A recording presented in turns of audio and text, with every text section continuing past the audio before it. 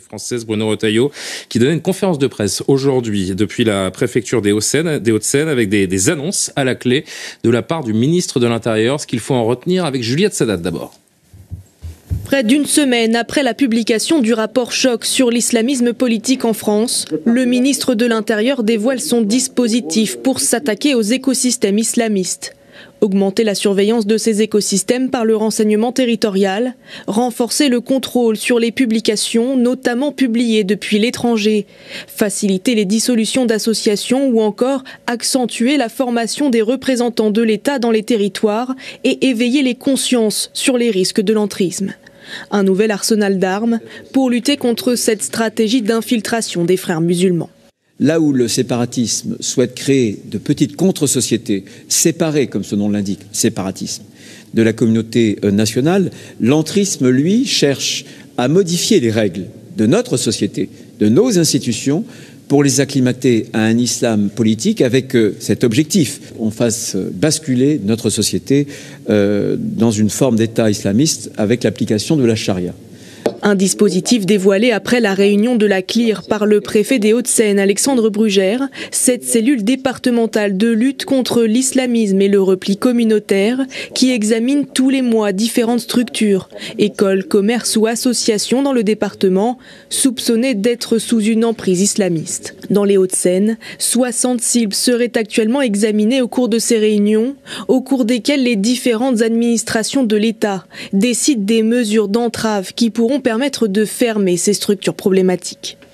Premier mot, Élodie Huchard, parce qu'on va revenir bien sûr sur ces annonces, mais je me suis posé une question, parce que la semaine dernière, quand on a traité cette déclassification et ce qu'on retenait de ce rapport, on se souvient qu'un nouveau conseil de défense était annoncé au mois de juin, que le président exigeait des annonces fortes pour ce moment-là. Est-ce que Bruno Retailleau, aujourd'hui, il court-circuite pas un petit peu le chef de l'État et les annonces qui étaient prévues pour dans 3 semaines, un mois Un petit peu ou complètement. Ouais. Effectivement, le but... C'est une façon de tenser Emmanuel Macron également, de jouer sa propre partie. Il a voulu aussi déclassifier le rapport avant même que Emmanuel Macron le dise, etc. Donc on voit que Bruno Retailleau joue sa partition. L'avantage aussi d'un nouveau conseil de défense, c'est qu'on voit bien que face à l'entrisme des frères musulmans, il n'y a pas que l'action du ministre de l'Intérieur. L'idée du président de la République, c'était que chaque ministre qui soit concerné, y compris la ministre, par exemple, des Comptes publics, et le ministre de la Justice, bien entendu, l'Éducation nationale, que tout ce petit monde travaille ensemble pour avoir une stratégie très large. Certes, Bruno Retailleau fait des annonces, on vient de les entendre. Son constat, on l'entend.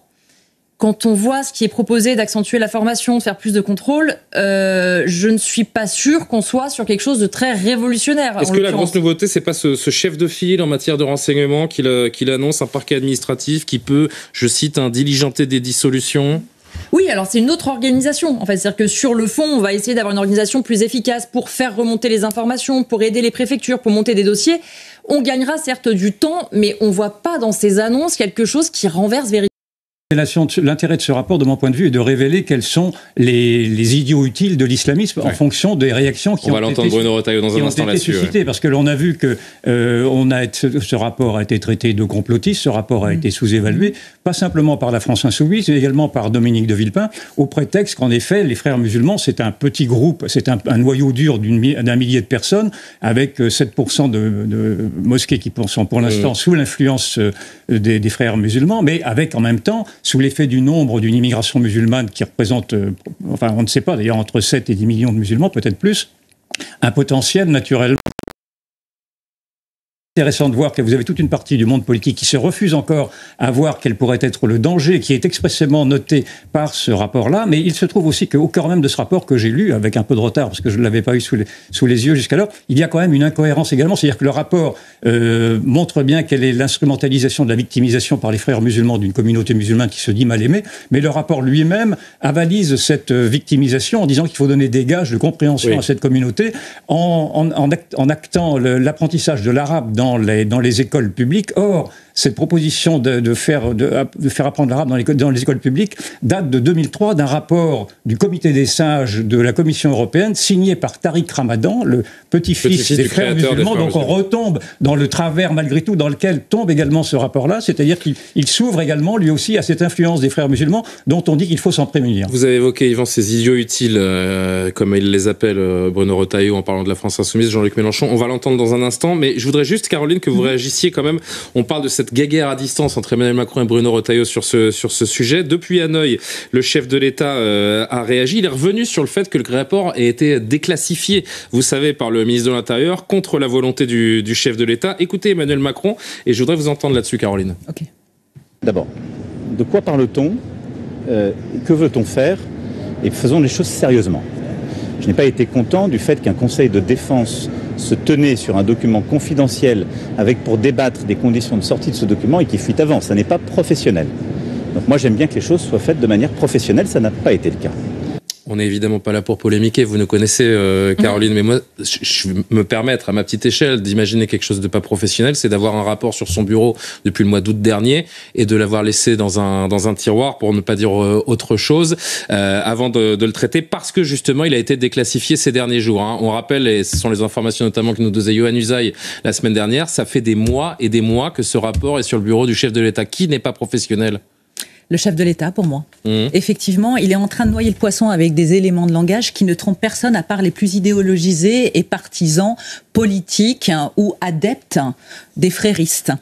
Effectivement, Emmanuel Macron n'a pas comme logiciel la sécurité, mais on le sait depuis le départ. Ce qui compte pour lui avant tout, c'est les questions européennes, /internationales et l'économie. Et quand on le met face à ces réalités que nous vivons tous en tant que citoyens non déconnectés, il a un souci et il est extrêmement ambigu et non tranché. Il y a des sujets sur lesquels il faut être tranché. Et c'est une centriste de droite qui vous le dit, de surcroît. La modération, c'est bien dans certains cas, mais une fois qu'on a fait le constat, une fois qu'on a fait l'analyse, on attend qu'il y ait des actions.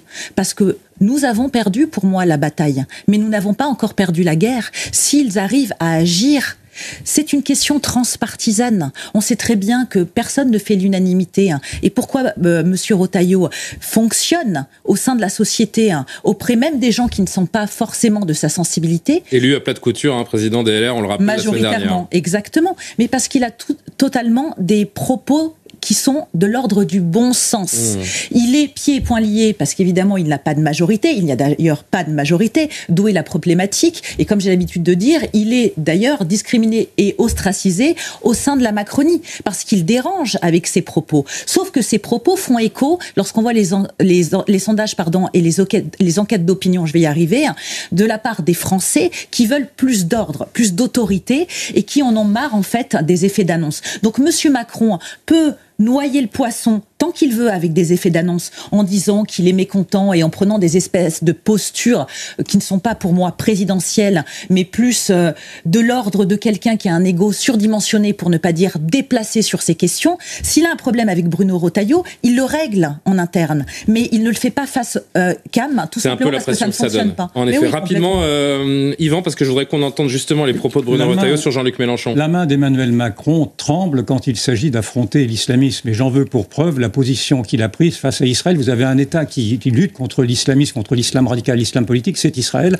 Or, Israël a été lâché notamment par la France, qui a pourtant une communauté de destin avec cette démocratie, puisqu'elle est confrontée à l'effet du nombre. Or, je m'aperçois, et d'ailleurs c'est également une des suggestions du rapport, qui est tout à fait paradoxal, de ce rapport-là, qui est effectivement de reconnaître un État palestinien, alors même que le Hamas dénie au moindre juif de vivre sur des terres que le Hamas considérait comme des terres musulmanes. Et donc, encore une fois, je pense que Retailleau a raison de pousser au feu et d'aller au-delà, naturellement, de l'apathie du président de la République. Il faut voir combien de temps ça peut durer à Beauvau, cette relation. Ensuite, je ne sais pas si effectivement Bruno Retailleau pourra aller jusqu'au bout ou s'il claquera la porte. J'ai l'impression qu'il devrait quand même claquer la porte assez vite s'il ne veut pas se laisser pervertir par cette sorte de somnambulisme qui a gagné l'Élysée. Mais en tout cas, je fais procès au président de la République lui-même de ne pas affronter très directement cet islamisme qu'il dit dénoncer. Vous l'avez évoqué tout à l'heure, Yvan, Bruno Retailleau qui a eu des mots durs envers la France insoumise, Jean-Luc Mélenchon, relais politique d'une certaine façon, selon lui, de l'islam politique. Écoutez-le tout à l'heure à la préfecture des Hauts-de-Seine. Lorsqu'on veut s'attaquer à un adversaire, c'est de le définir et c'est de faire la lumière. C'était l'objet d'ailleurs de ce rapport qui est un rapport tout à fait factuel. Dans le rapport qui n'a pas été déclassifié, il y a des noms, il y a des organigrammes, il y a des éléments extrêmement précis qui, évidemment, cadrent mal avec le récit de M. Mélenchon et de ses amis les Insoumis, celle d'une France dans laquelle l'islamisme, d'ailleurs comme l'antisémitisme, n'existerait pas, où seul existerait ce que certains appellent l'islamophobie, qui est un mot que je n'utilise pas, puisque c'est un mot qui a été forgé précisément par les frères musulmans eux-mêmes. C'est intéressant cette séquence, Élodie, parce que la gauche ou l'extrême gauche peut plus se cacher derrière des relais plus ou moins partisans qui documentent justement cet entrisme. Là, ce rapport, donc il est documenté évidemment, il est précis, il est transpartisan, il est fait par des observateurs neutres, j'ai envie de dire. Et là, si on ferme les yeux sur un rapport comme celui-là, c'est rien d'autre que du clientélisme. Je rappelle le tweet de Jean-Luc Mélenchon la semaine dernière, qui accusait, donc à l'aune de ce rapport, disait « L'islamophobie a franchi un seuil ». Oui, alors vous entendez deux mots dans la bouche de la France Insoumise, islamophobie et complot. Manuel Bompard, le coordinateur de la France Insoumise, qui explique quand même qu'il y aurait un complot au sommet de l'État contre la communauté musulmane, dit-il. Alors non, on rappelle, pas contre la communauté musulmane, contre ceux qui sont islamistes, ça n'est pas exactement la même chose. Il est peut-être bon de le rappeler à la France Insoumise. Alors, ça peut nous étonner ou pas. C'est étonnant parce qu'on a entendu tout à l'heure Emmanuel Macron, on l'entendra tout à l'heure parce que là, on va passer à un autre sujet, mais Emmanuel Macron qui a dit il faut pas mélanger encore une fois. Mais qui mélange l'islamisme et les musulmans, à part la France Insoumise, justement Pourquoi rappeler ça? Évidemment qu'il ne faut pas mélanger. Il le rappelle sans doute plutôt à ses opposants, et c'est vrai que quand on les voit face à ce rapport, qui une fois de plus est un rapport factuel et documenté, oser dire que ce rapport n'existe pas ou serait un complot, preuve, une fois de plus, qu'il y a ce fameux clientélisme et qui vont chercher aussi le vote de ces gens-là. Très vite, Yvan, parce que je voudrais qu'on parle aussi de l'ultra-gauche qui a revendiqué Le pouvoir actuel a décidé de s'adresser prioritairement à ce que l'on appelle la rue arabe, c'est-à-dire maintenant un effet démographique qui a été suscité par une immigration de masse. D'ailleurs, ce sujet qui n'est pas abordé dans le rapport sur l'islamisation, mais qui est directement lié naturellement, parce que cette islamisation ne vient pas simplement de rien, donc elle vient effectivement d'un changement de population dans une certaine partie du territoire. Et donc, le président de la République, mais également toute la gauche et l'extrême gauche, et d'ailleurs peut-être aussi une partie de la droite, a décidé de s'adresser en segmentant les communautés plus prioritairement à ce qu'on appelle la rue arabe, la communauté arabe, qui est pourtant très disparate et qui ne se reconnaît pas naturellement dans tous les oukases qui pourraient être ceux des islamistes, Dieu merci, mais qui malgré tout feint de faire un amalgame entre islam et islamisme. Donc. Et le clientélisme, on le voit à ses limites lorsqu'il contribue à la division de la société. On reviendra sur ces sujets.